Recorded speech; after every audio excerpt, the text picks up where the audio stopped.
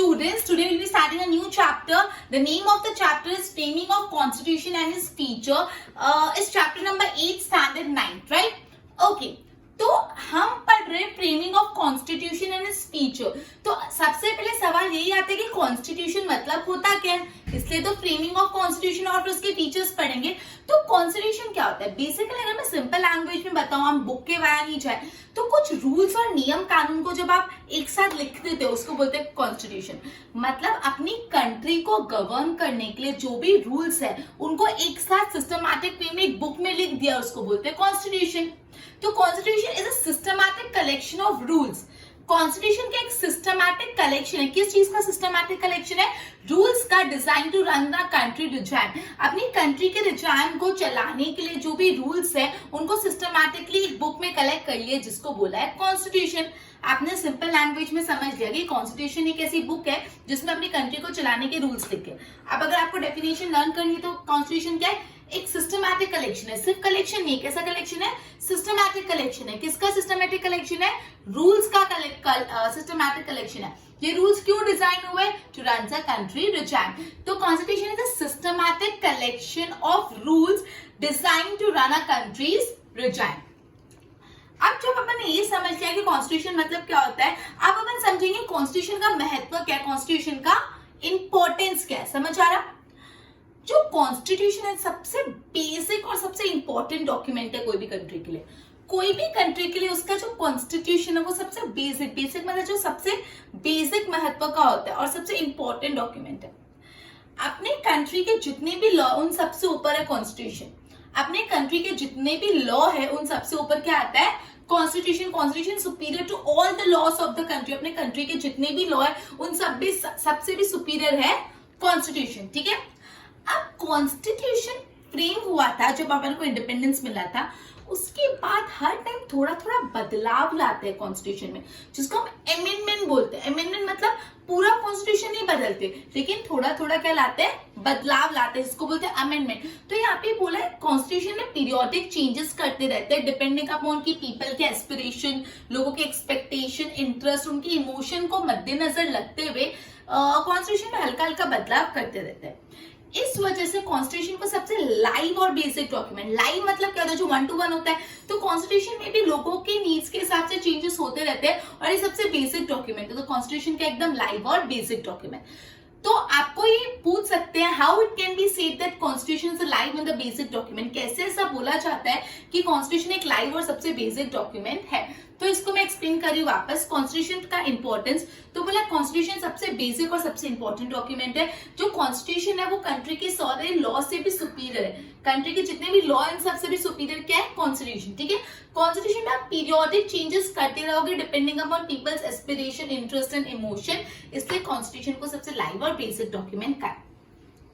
अब अपन आते हैं process of making constitution. Constitution actually बना कैसे? कॉन्स्टिट्यूशन बनाने के प्रोसेस को हम समझेंगे। तो बोला है कि इंडिया को इंडिपेंडेंस मिला ना, उससे पहले ब्रिटिश गवर्नमेंट ने आपको पता है ब्रिटिशर्स अपने आप ही रूल कर देते। इंडिया को इंडिपेंडेंस मिला उससे पहले ब्रिटिश गवर्नमेंट ने 25 मार्च 1946 को क्या करा? एक कैबिनेट मिशन बनाया जिसमें 3 मेंबर्स थे और उनको ड्यूटी दे दी। अब आप सॉल्यूशन फाइंड करो, इंडिया को इंडिपेंडेंस कैसे मिलेगा, क्या होगा, जो होगा आप देख लो। मतलब हमको इंडिपेंडेंस मिला उससे पहले ब्रिटिश गवर्नमेंट ने कैबिनेट मिशन बनाया जिसमें 3 लोग थे और उनको रिस्पॉन्सिबिलिटी दे दी। अब तुम देखो कि इंडिया का इंडिपेंडेंस की जैसी भी प्रॉब्लम्स है, जो भी इश्यूज कैसे रिजॉल्व होंगे। तो जो कैबिनेट मिशन की रिकमेंडेशन पे कॉन्स्टिट्यूशन असेंबली बनी कॉन्स्टिट्यूशन बनाने के लिए। ये कॉन्स्टिट्यूशन असेंबली जो फ्रेम हुई थी उसमें कितने मेंबर्स थे? 585 मेंबर्स थे कॉन्स्टिट्यूशन असेंबली में। और असेंबली में जो 585 मेंबर अलग अलग रिलीजन के थे, अलग अलग कास्ट के थे, अलग अलग जेंडर के थे, वो डिफरेंट जियोग्राफिकल लोकेशन से बिलोंग करते थे। बहुत जियोग्राफिकल डाइवर्सिफिकेशन था, पॉलिटिकल रिप्रेजेंटेटिव्स के एक्सपर्ट अलग अलग लोग थे। ठीक है। तो बेसिकली मैं आपको प्रोसेस ऑफ मेकिंग कॉन्स्टिट्यूशन बता रही हूँ। तो मैं आपको बता रही हूँ जब इंडिया को इंडिपेंडेंस मिला उससे पहले जो कैबिनेट मिशन, उससे पहले ब्रिटिश गवर्नमेंट ने कैबिनेट मिशन को रिस्पॉन्सिबिलिटी दे दी कि आप इंडिया के इंडिपेंडेंस के जो भी इश्यूज है आप रिजोल्व करोगे। उस कैबिनेट मिशन में 3 मेंबर्स थे। तो ये कैबिनेट मिशन की रिकमेंडेशन पे कॉन्स्टिट्यूशन असेंबली बनी और ये कॉन्स्टिट्यूशन असेंबली अपने इंडिया का कॉन्स्टिट्यूशन बनाने के लिए बनी थी जिसमें 585 मेंबर्स थे। थे कितने सारे 585 और ये 585 मेंबर अलग अलग रिलीजन, अलग अलग कास्ट, अलग अलग जेंडर, ज्योग्राफिकल लोकेशन, एक्सपर्ट, सब डिफरेंट डिफरेंट थे। अब इसमें ना बहुत सारे लोग थे जैसे जवाहरलाल नेहरू, वल्लभ भाई पटेल, मौलाना अब्दुल कलाम आजाद और भी बहुत सारे नाम आपके टेक्स्ट बुक में दिए। मैं एक एक लिख नहीं पा रही थी इसलिए मैं सिर्फ 3 बोल रही हूँ, बाकी भी बहुत सारे नाम आप गो थ्रू कर लेना। जवाहरलाल नेहरू, वल्लभ भाई पटेल, मौलाना अब्दुल कलाम आजाद एंड मेनी मोर। अब ये जो कॉन्स्टिट्यूशन असेंबली में वुमेन रिप्रेजेंटेटिव कौन थी वो इंपॉर्टेंट है, इसलिए वो 2 मैं आपको बता रही हूँ। वुमेन रिप्रेजेंटेटिव मतलब जो वुमेन्स थी कॉन्स्टिट्यूशन असेंबली में वो थे सरोजिनी नायडू एंड विजयलक्ष्मी पंडित। जो वुमेन रिप्रेजेंटेटिव थी वो कौन थी? Sarojini Naidu and Vijayalakshmi Pandit women representative थे कॉन्स्टिट्यूशन असेंबली के। तो ये आपको याद रखना है for the point of view MCQ 1 mark हर तरीके से कि वुमेन रिप्रेजेंटेटिव कौन थे कॉन्स्टिट्यूशन असेंबली में थे, वो थे सरोजिनी नायडू एंड विजयलक्ष्मी पंडित। अभी जो डॉक्टर राजेंद्र प्रसाद थे वो कौन थे? अपने कॉन्स्टिट्यूशन असेंबली के प्रेसिडेंट थे। ये जो कॉन्स्टिट्यूशन असेंबली फ्रेम हुई थी उनके जो प्रेसिडेंट थे वो कौन थे? डॉक्टर राजेंद्र प्रसाद। अब ये आंसर अगर आपको चैप्टर में नहीं आया ना तो आप समझ आपको चैप्टर ही नहीं आता। ये इतना बेसिक आंसर है कि जो कॉन्स्टिट्यूशन असेंबली थी उनके प्रेसिडेंट कौन थे? डॉक्टर राजेंद्र प्रसाद। अब कॉन्स्टिट्यूशन असेंबली ने एक ड्राफ्टिंग कमेटी बनाई। ड्राफ्ट करना मतलब कोई चीज को फ्रेम करना, बनाना, लिख के बनाना। अपने कॉन्स्टिट्यूशन को ड्राफ्ट करने के लिए एक ड्राफ्टिंग कमेटी बनाई थी और उस ड्राफ्टिंग कमेटी के हेड चेयरमैन कौन थे? डॉक्टर भीमराव अंबेडकर। अब बहुत सारे लोग एक ही गलती करते हैं, ड्राफ्टिंग कमेटी के चेयरमैन और कॉन्स्टिट्यूशन असेंबली के प्रेसिडेंट को अदला बदली। ऐसा नहीं करना, ठीक है? अगर ऐसा नहीं करना मैं बोल रही हूँ तो दिमाग खोल के सुनो। जो भी कॉन्स्टिट्यूशन असेंबली था उनके प्रेसिडेंट कौन थे? डॉक्टर राजेंद्र प्रसाद। और जो ड्राफ्टिंग कमेटी कॉन्स्टिट्यूशन को ड्राफ्ट करने के लिए, बनाने के लिए, मतलब फ्रेम करने के लिए जो ऐसे ड्राफ्टिंग कमेटी बनती है उसके चेयरमैन कौन थे? Doctor Bhimrao Ambedkar. Clear? Okay. अब ये जो कॉन्स्टिट्यूशन असेंबली ने 166 सेशन करे, मतलब 166 टाइम इन्होंने मीटिंग की और ये 166 सेशन 2 साल 11 महीने 17 दिन तक चले। मतलब इन a period of 2 years 11 months 17 days ये 166 सेशन है कि अपन को लगता है वो कॉन्स्टिट्यूशन बना लिया ऐसे से बैठे बैठे 2 दिन में, 4 दिन में, 10 दिन में, हफ्ते भर में। ऐसा नहीं, कॉन्स्टिट्यूशन बनाने के लिए उनको 2 साल 11 महीने और 17 दिन रहे और ये 2 साल 11 महीने 17 दिन में वो 166 टाइम उन्होंने सेशंस किए। इतना लंबा चौड़ा काम था, समझ आए? ओके तो बेसिकली अपन ये चैप्टर स्टार्ट करा framing and of constitution and feature. आपने कॉन्स्टिट्यूशन की डेफिनेशन पढ़ी। Constitution it is a systematic collection of rule design to govern the countries to join. Importance है कॉन्स्टिट्यूशन का, सबसे बेसिक और इंपॉर्टेंट डॉक्यूमेंट है। कॉन्स्टिट्यूशन अपने कंट्री के लॉ से भी सुपीरियर माना जाता है, ठीक है? कॉन्स्टिट्यूशन में पीरियोडिक चेंजेस करते रहने पड़ते depending upon people's aspiration, expectation, interest and many more thing and emotions. इसलिए कॉन्स्टिट्यूशन को सबसे लाइव और बेसिक डॉक्यूमेंट बोला गया। फिर अपन ने स्टार्ट किया process of making framing constitution. तो इंडिपेंडेंस से पहले जो ब्रिटिश गवर्नमेंट थे उन्होंने कैबिनेट मिशन अपॉइंट करके जिसमें 3 मेंबर थे उनको बोल दिया तुम जानो तुमको कैसे इंडिया को इंडिपेंडेंस की प्रॉब्लम सॉल्व करनी है। तो कैबिनेट मिशन की रिकमेंडेशन पे कॉन्स्टिट्यूशन असेंबली बनी। उस कॉन्स्टिट्यूशन असेंबली में 585 मेंबर्स थे। वो अलग अलग रिलीजन, अलग अलग जेंडर, अलग अलग ज्योग्राफिकल लोकेशन के थे। जवाहरलाल नेहरू और वल्लभ भाई पटेल, मौलाना आजाद, ये सब मेन मेंबर्स थे। वुमेन रिप्रेजेंटेटिव 2 थे, सरोजिनी नायडू एंड विजयलक्ष्मी पंडित। और ये जो अपने कॉन्स्टिट्यूशन असेंबली उनके प्रेसिडेंट कौन थे? डॉक्टर राजेंद्र प्रसाद। और ये कॉन्स्टिट्यूशन असेंबली ने एक ड्राफ्टिंग कमेटी बनाई। उस ड्राफ्टिंग कमेटी के चेयरमैन कौन थे? डॉक्टर भीमराव अंबेडकर। और ये पूरा कॉन्स्टिट्यूशन बनने में 166 सेक्शन लगे और ये 166 section over a period of 2 years 11 months और 17 days में हेल्प किए। क्लियर? एक बार बोर्ड से गो थ्रू कराते फिर आगे करते हैं। Okay, constitution is a collection of rules and designed to run a country's to join. Now, importance constitution basic and most important document है. Constitution is superior to all the laws of the country. Country के जितने भी law सबसे superior क्या है? Constitution.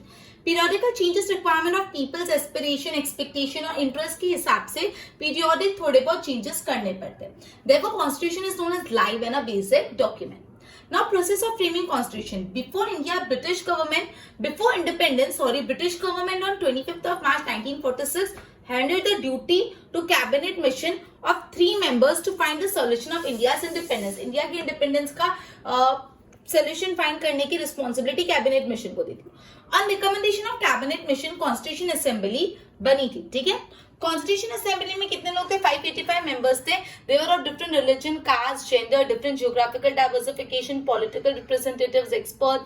Jawaharlal Nehru, Vallabh Bhai Patel, Maulana Abdul Kalam Azad and etcetera were the other people. Women representatives कौन थे? Sarojini Naidu and Vijayalakshmi Pandit. And again I have told you this one is important कि women representatives कौन थे कॉन्स्टिट्यूशन असेंबली में? तो सरोजिनी नायडू एंड विजयलक्ष्मी पंडित. डॉक्टर राजेंद्र प्रसाद जो थे, he was the president of the constitution assembly. जो कॉन्स्टिट्यूशन असेंबली थे उनके प्रेसिडेंट थे डॉक्टर राजेंद्र प्रसाद. ड्राफ्टिंग कमेटी के चेयरमैन थे doctor Bhimrao Ambedkar. Total 166 session हुए थे in the period of 2 years 11 months and 17 days. Clear? Okay, एक बार इतना बोर्ड से गो थ्रू करो, फिर आगे कंटिन्यू करते हैं.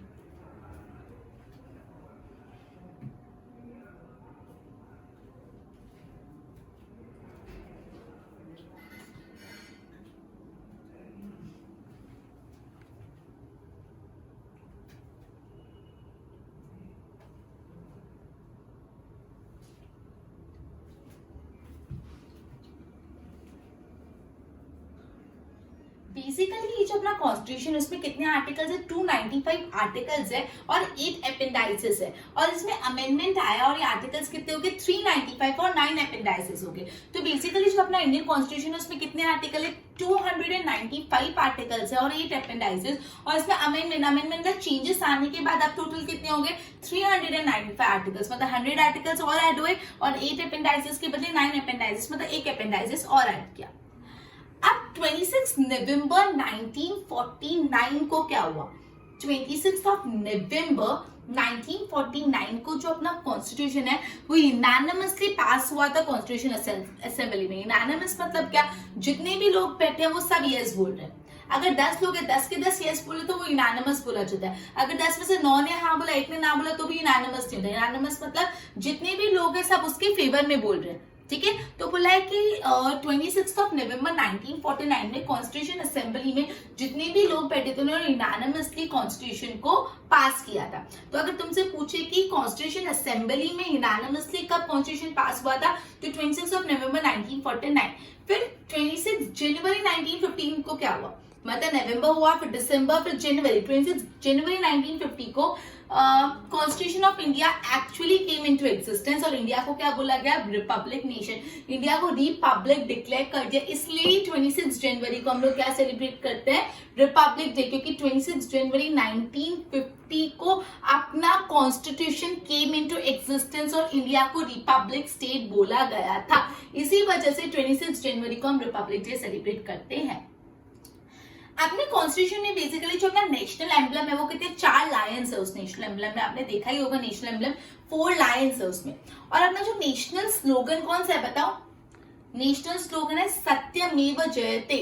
सत्यमेव जयते मतलब क्या होता है? Truth only TRIMS. मतलब हमेशा सच्चाई जीतती है. सत्य की हमेशा जीत होती है. Truth always TRIMS. सत्यमेव जयते. सत्य है, ट्रुथ ही हमेशा जीतता है. तो अपना नेशनल क्या बोलते हैं? नेशनल स्लोगन क्या है? सत्यमेव जयते. और अपना नेशनल एम्बलम क्या है? 4 फेस लायन. ठीक है. अब बेसिकली कॉन्स्टिट्यूशन में सिटीजनशिप का मैटर, राइट्स और duty, directive principles of state policy, union और स्टेट का रिलेशनशिप, इलेक्शन के मैटर, इमरजेंसी कंडीशन, ये सारी चीजें बताते हैं. ठीक है. ओके, इसलिए बोला जाता है जो कॉन्स्टिट्यूशन है ना, it is the most detail and elaborated national document. ये सबसे ज्यादा डिटेल और इलोबोरेटेड मतलब बहुत ज्यादा डिटेल. एलोबोरेट मतलब बहुत बढ़ा के एक्सप्लेन करना, डिटेल में एक्सप्लेन करना. तो इसलिए इंडियन कॉन्स्टिट्यूशन को सबसे इलोबोरेट और डिटेल डॉक्यूमेंट ऑफ इंडिया बोला गया है. सबसे अगर ऐसा आपको पूछे सबसे इलेबोरेटेड और डिटेल नेशनल डॉक्यूमेंट कौन सा है? कॉन्स्टिट्यूशन. मैं वापस समझा रही हूँ. 295 जब कॉन्स्टिट्यूशन बना तब 295 आर्टिकल और 8 अपेंडाइसेस, फिर उसमें अमेंडमेंट हुआ, चेंजेस हुआ, 395 आर्टिकल्स और 9 अपेंडाइसेस हो गए. अब 26 ऑफ नवंबर 1949 में कॉन्स्टिट्यूशन असेंबली के अंदर कॉन्स्टिट्यूशन यूनानिमसली अप्रूव हुआ था. यूनानिमसली पास हुआ था. यूनानिमसली मतलब कॉन्स्टिट्यूशन असेंबली में जितने भी लोग थे सबने कॉन्स्टिट्यूशन को अप्रूव किया. फिर 26 ऑफ जनवरी 1950 में constitution actually came into existence और इंडिया को रिपब्लिक स्टेट बोला. इसलिए हम हर साल 26 जनवरी को रिपब्लिक डे सेलिब्रेट करते हैं. ठीक है. ओके, अपने कॉन्स्टिट्यूशन का जो नेशनल एम्बलम है वो क्या है? 4 फेस लायन. और नेशनल स्लोगन है सत्यमेव जयते. That is truth always TRIMS. सच्चाई हमेशा जीतती है. अपने कॉन्स्टिट्यूशन में citizenship matter, rights and duties, directive principles of state policy, union and state relationship, election, emergency situation, ये सबके बारे में बताया। इसलिए इंडियन कॉन्स्टिट्यूशन को सबसे डिटेलिंग और इलेबोरेट, मतलब जिसमें हर चीज को अच्छे से एक्सप्लेन किया है, इसलिए सबसे डिटेल और elaborate national document Indian constitution को माना गया है। अब अपन आ जाते हैं प्रियम्बल पे। तो प्रियम्बल बहुत ही इंपॉर्टेंट है। प्रियम्बल हमेशा क्या होता है, जैसे आपकी बुक का इंडेक्स होता है ना, वैसे कॉन्स्टिट्यूशन का इंट्रोडक्शन जो होता है ना, उसको प्रियम्बल बोलते हैं। Constitution always begins with the preamble. ये लाइन आपके दिमाग में सोते जागते उठते बैठते आनी चाहिए। The constitution of India begins with the preamble. हमेशा कॉन्स्टिट्यूशन किससे चालू होता है? प्रियम्बल से चालू होता है। तो प्रियम्बल बहुत कोर और इंपॉर्टेंट पार्ट है कॉन्स्टिट्यूशन का बहुत ही महत्वपूर्ण पार्ट है प्रियम्बल। और Indian constitution begins with the preamble. ये लाइन मैंने आपको बोली, Indian constitution begins with the dash, Indian constitution begins with the preamble. ये आपको आना ही चाहिए that Indian constitution always begins with preamble. अपना कॉन्स्टिट्यूशन प्रियम्बल से ही चालू होता है। प्रियम्बल अपनी कॉन्स्टिट्यूशन का सोल है। जैसे अपनी बॉडी में आत्मा कितनी जरूरी है, आत्मा कौन है, सोल कौन है कॉन्स्टिट्यूशन का? प्रियम्बल। प्रियम्बल 1976 तक तो चेंज ही नहीं किया। जैसा प्रियम्बल था वैसे ही प्रियम्बल रहने दिया। लेकिन 1976 के बाद 3-4 वर्ड उसमें ऐड हुए, socialist, secular, unity and integrity of nation, ये सब ऐड हो। तो ये आंसर इंपॉर्टेंट है। पहला ही पूछ सकते हैं कब तक इंडिया का जो प्रियम्बल है वो अनचेंज रहा। तो 1976 तक चेंज हुआ। फिर 1976 में कौन कौन से वर्ड ऐड करे, अगर आपको पूछे तो आप देखोगे socialist, secular, unity and integrity, ये सारे वर्ड ऐड किए गए। Secular, socialist, unity and integrity of nation, ये सब ऐड किया। Preamble fundamental objective of constitution. Preamble आपको बताता है कि आपके कॉन्स्टिट्यूशन के फंडामेंटल ऑब्जेक्टिव क्या है, आइडिया क्या है, प्रिंसिपल क्या है। वापस प्रियम्बल के बारे में पढ़ते हैं। बोला है कि जो प्रियम्बल है ना, बहुत इंपॉर्टेंट पार्ट है कॉन्स्टिट्यूशन का, और कॉन्स्टिट्यूशन हमेशा प्रियम्बल से ही चालू होता है। Indian constitution begins with the preamble. ठीक है, ये प्रियम्बल बोला है कि कॉन्स्टिट्यूशन की आत्मा है, सोल है। प्रियम्बल 1976 तक एकदम अनचेंज था, वैसा का वैसा रहा। फिर 1976 में उसमें थोड़े वर्ड्स आए, उस ऐड हुए, secular, socialist, unity and integrity of state, ये सब। प्रियम्बल अपन को fundamental objectives, AIIMS, ideas, principles, ये सब बताता है। अब अपन चाहते हैं इंपॉर्टेंस ऑफ प्रियम्बल। प्रियम्बल कितनी हद तक जरूरी है, कितनी हद तक इंपॉर्टेंट है। तो मैंने आपको पहले ही बताया, प्रियम्बल को क्या माना गया? सोल। प्रियम्बल को आत्मा माना गया कॉन्स्टिट्यूशन का। और अगर आपको कोई भी लॉ समझना है, उसको इंटरप्रेट करना है, इंटरप्रेट मतलब उसका मतलब निकालना है। इंटरप्रेट मतलब रीड करके वो क्या बोलना चाहता है वो समझना है। अगर आपको कोई भी लॉ आपका समझना और उसका इंटरप्रिटेशन निकालना है तो प्रियम्बल आपको गाइडलाइन प्रोवाइड करेगा। कोई भी लॉ को समझने में हमेशा प्रियम्बल मदद करता है। To understand the policy behind framing any law, कोई भी लॉ क्यों फ्रेम हुआ है, उसके पीछे क्या पॉलिसी रही होगी, वो समझना, तो उसके लिए भी कौन हेल्प करता है? प्रियम्बल। अगर आपको कोई भी मुश्किल आ रही है इंटरप्रिटेशन में, तो भी कौन सॉल्व करता है? प्रियम्बल। तो बोला है कि पहली बात तो इंपॉर्टेंस में बोला प्रियम्बल कॉन्स्टिट्यूशन का सोल है। अगर आपको कोई भी लॉ समझना है और उसका इंटरप्रिटेशन जानना है, अगर आपको कोई भी लॉ और उसका इंटरप्रिटेशन जानना है तो कौन मदद प्रोवाइड करेगा? प्रियम्बल। अगर आपको ये जानना है कोई भी लॉ फ्रेम करने के पीछे क्या पॉलिसी रही होगी, तो भी आपको कौन मदद करता है? प्रियम्बल। अगर आपको इंटरप्रिटेशन में ट्रबल्स को अवॉइड करना है तो भी कौन मदद करता है? प्रियम्बल। प्रियम्बल इतना जरूरी है। अपन ने क्या पढ़ा? अपन ने पढ़ा कि 295 आर्टिकल्स, 8 अपेंडाइसेस, फिर 395 आर्टिकल, 9 अपेंडाइसेस हो गए। 26 नवंबर 1949 में कॉन्स्टिट्यूशन असेंबली में यूनानिमसली कॉन्स्टिट्यूशन अप्रूव हुआ था। 26 जनवरी 1950 में कॉन्स्टिट्यूशन केम इनटू एग्जिस्टेंस। इससे 26 जनवरी को हम रिपब्लिक डे सेलिब्रेट करते हैं। अपना नेशनल एम्बलम में 4 पीस लाइन और नेशनल स्लोगन है सत्यमेव जयते।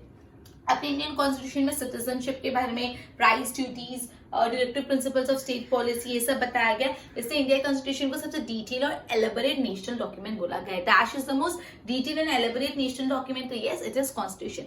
फिर प्रियम्बल बोला, प्रियम्बल बहुत ही महत्वपूर्ण पार्ट है। इंडियन कॉन्स्टिट्यूशन हमेशा किससे स्टार्ट होता है? प्रियम्बल से ही चालू होता है। प्रियम्बल 1976 तक में चेंज नहीं हुआ, अनचेंज रहा। उसके बाद प्रियम्बल में कौन कौन से वर्ड है? Socialist, secular, unity and integrity of the nation, ये सब। ठीक है, आप प्रियम्बल का इंपॉर्टेंस पढ़े। प्रियम्बल सोल माना गया है। अगर आपको कोई भी लॉ समझना है, उसका इंटरप्रिटेशन समझना है तो कौन मदद करता है? प्रियम्बल। अगर आपको जानना है कोई भी लॉ बनाने के पीछे क्या पॉलिसी रही होगी, तो भी कौन मदद करता है? प्रियम्बल। और अगर आपको कोई भी ट्रबल अवॉइड करनी है इन the interpretation of any law, कोई भी लॉ के इंटरप्रिटेशन में आप चाहते हो आपको कोई ट्रबल नहीं है, तो भी कौन मदद करता है? प्रियम्बल। क्लियर हुआ? बोर्ड पे ध्यान दो। 295 articles and 8 appendices after amendment, amendment के बाद 395 आर्टिकल्स और 9 अपेंडाइसेस हो गए। और 26 नवंबर 1949 constitution was unanimously pass in the constitution assembly. तो अगर आपको पूछे कॉन्स्टिट्यूशन यूनानिमसली कॉन्स्टिट्यूशन असेंबली में कब पास हुआ, तो 26 नवंबर 1949। और फिर 26 जनवरी 1940 constitution of India came into existence and India was declared as republic nation, therefore 26 January celebrated as Republic Day। ये दोनों सवाल बहुत डिफरेंट है। पहले वाले में यूनानिमसली कॉन्स्टिट्यूशन असेंबली में पास होते 26 नवंबर 1949 और 26 जनवरी 1940 में constitution actually came into existence. Clear? Constitution में 4 लाइन्स है नेशनल एम्बलम के तौर पे और नेशनल स्लोगन है सत्यमेव जयते, that is truth always TRIMS. Constitution में सिटीजनशिप के बारे में, rights and duty, directive principle of state policy, union state relationship, election, emergency situation, ये सब है। 10 बोला गया constitution of India is the most detail and elaborate national document. जो अपना कॉन्स्टिट्यूशन है सबसे ज्यादा डिटेल और एलेबोरेट, मतलब जिसमें हर बात बहुत गहराई से समझाई जाती है, वैसा नेशनल डॉक्यूमेंट। प्रीएम्बल सबसे कोर और इंपॉर्टेंट पार्ट है कॉन्स्टिट्यूशन का। Indian constitution always begins with the preamble. Important, Indian constitution always begins with the preamble. Word preamble, soul of constitution, preamble remain unchanged till 1976। तो ये भी important, कब तक unchange रहा? 1976। फिर 1976 में कौन कौन से वर्ड ऐड हुए? Socialist, secular, unity and integrity, ये सारे वर्ड्स ऐड हुए। प्रीएम्बल फंडामेंटल ऑफ कॉन्स्टिट्यूशन एम। फिर इंपॉर्टेंस, प्रीएम्बल सोल है टू अंडरस्टैंड एनी लॉ। कोई लॉ समझना है, उसका इंटरप्रिटेशन समझना है, तो कौन गाइड प्रोवाइड करता है? Preamble. To understand the policy behind framing the law, तो भी कौन हेल्प करता है? Preamble. To avoid the trouble in the interpretation, अगर ट्रबल नहीं हो इंटरप्रिटेशन में तो भी हेल्प कौन करता है? प्रीएम्बल। क्लियर? ओके, एक बार इसकी नोट्स बना, फिर अपन आगे करते हैं।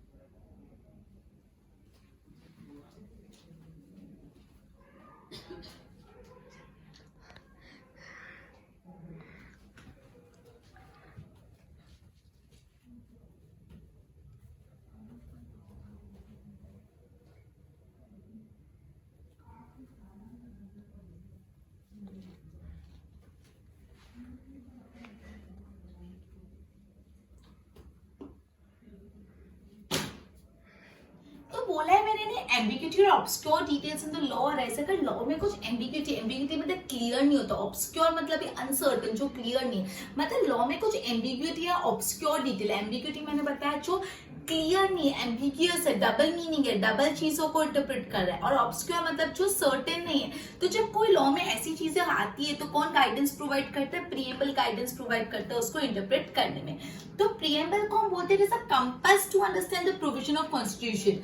कंपास मतलब आपको पता है क्या होता है? जो सेलर्स होते हैं उनको डायरेक्शन फाइंड करने में कौन मदद करता है? जो कंपास होता है वो मदद करता है। तो जैसे ही सेलर्स के लिए कंपास जरूरी है, वैसे ही इंडियन कॉन्स्टिट्यूशन को इंटरप्रेट करने के लिए क्या जरूरी है? प्रीएम्बल। तो प्रीएम्बल भी को किससे कंपेयर किया? कंपास से कंपेयर किया। ठीक है, ओके। तो प्रीएम्बल में नेशनल यूनिटी, इंटीग्रिटी, ब्रदरहुड, ये सारी डिटेल्स इनकॉर्पोरेट है। तो बेसिकली अपन ने ये पढ़ा, जब भी कोई लॉ में एम्बिग्यूटी है, उसमें कोई एक्सक्योर डिटेल्स है। एम्बिग्यूटी मतलब जो क्लियर मीनिंग नहीं हो, जिसके दो मीनिंग हो पा रहे हैं। और ऑब्सक्योर मतलब जो सर्टेन नहीं है, जो नोन ही नहीं, जिसके बारे में कुछ पता नहीं है। कुछ ऐसी डिटेल्स आ जाती है लॉ में तो उसको समझना, इंटरप्रिटेशन करना डिफिकल्ट हो जाए, उस टाइम पे अपन को कौन मदद करता है? प्रीएम्बल। तो प्रीएम्बल को क्या बोला है? इट इज अ कंपास बोला है to understand the provision of constitution law.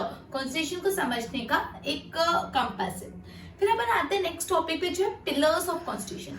Basically अपना जो कॉन्स्टिट्यूशन वो ऐसे चालू होता है, we the people of India sovereign, socialist, secular, democratic, republic, justice, liberty, fraternity and equality, ये सारे वर्ड से चालू होता है।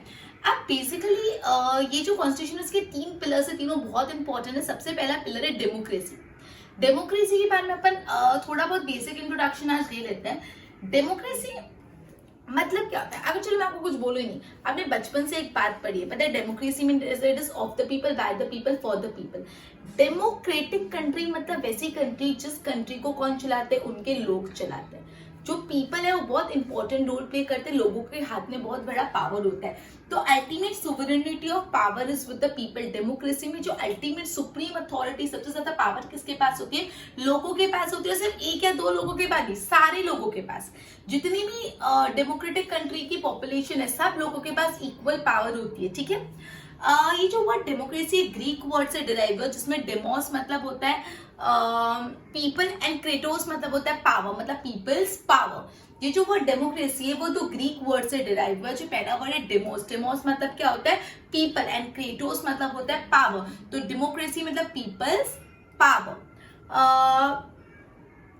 Countries people put withdrawn group of people instead with in a people. मतलब बोला है कि ये जो कॉन्स्टिट्यूशन डेमोक्रेसी में जो पीपल बोले वो कंट्री के सारे लोग हैं, सिर्फ एक दो या कुछ ग्रुप ऑफ पीपल नहीं, it is all the people combined मिलके उनके पास पावर है।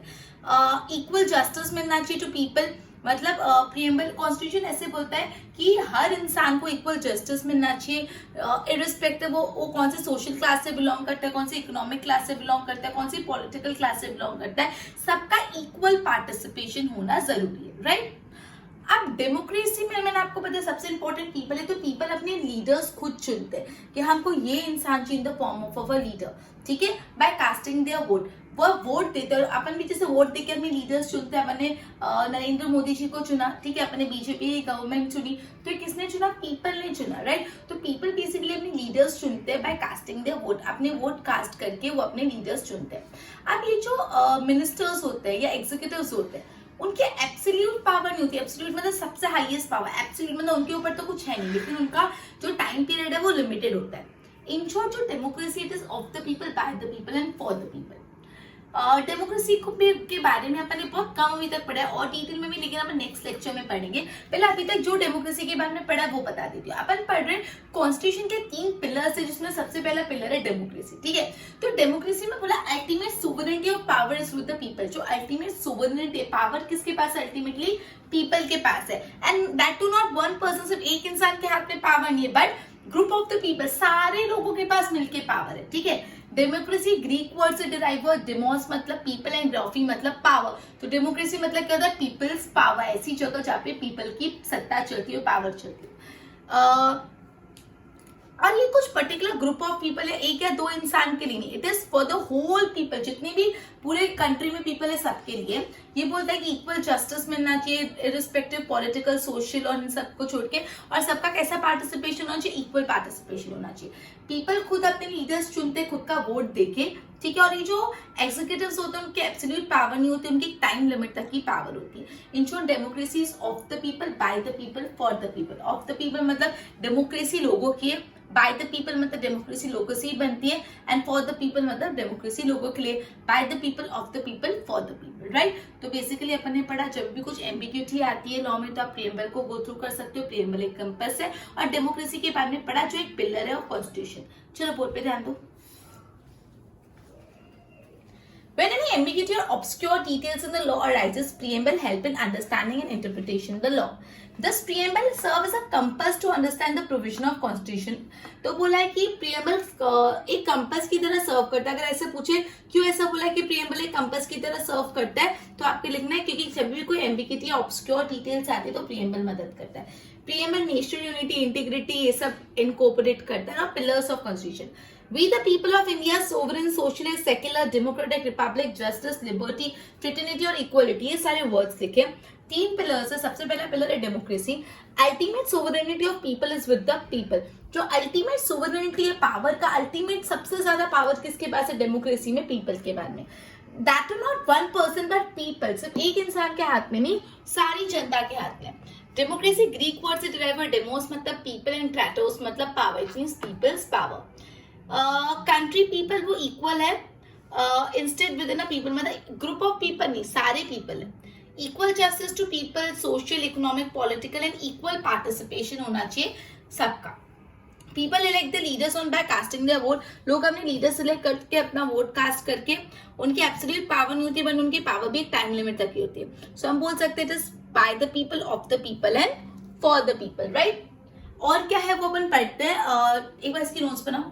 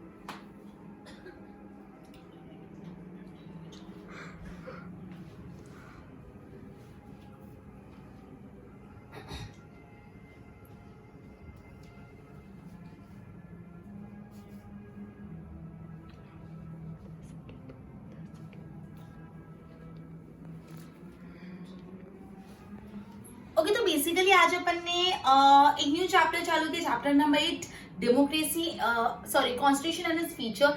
अपन ने पढ़ा कॉन्स्टिट्यूशन की डेफिनेशन पढ़ी, उनका इंपॉर्टेंस पढ़ा, फिर अपन ने प्रीएम्बल के बारे में भी देखा. प्रीएम्बल के बाद अपन ने पिलर्स ऑफ कॉन्स्टिट्यूशन में सबसे पहले डेमोक्रेसी का बेसिक इंट्रोडक्शन दिया. बाकी का सेशन अपन नेक्स्ट लेक्चर में कंटिन्यू करेंगे. इसके अच्छे से नोट्स बना लेना. Good bye.